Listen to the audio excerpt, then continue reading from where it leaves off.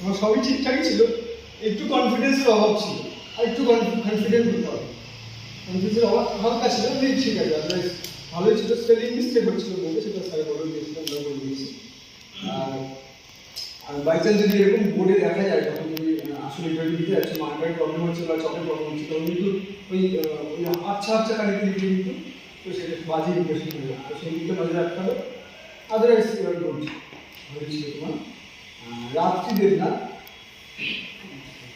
তোমারটা সব থেকে ভালো ছিল, honestly speaking. Your voice was very good, ভয়েসটা খুব ভালো ছিল, স্পেলিং মিস্টেক ছিল বলে দিয়েছিস সম্ভব।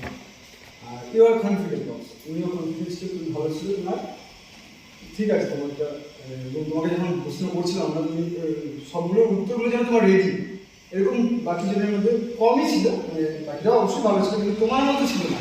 তো এই দিকটা তুমি বেস্ট করেছো আর কি। এটা তোমার যারা এই একই জিনিস কন্টিনিউ করে ওখানে গিয়ে, তোমাকে যখন প্রশ্ন ধরছিলাম তুমি সব কিছুই রেডি করে এসেছো, এত সুন্দর তোমার জ্ঞানটা ছিল, এটা খুবই ভালো লেগেছে।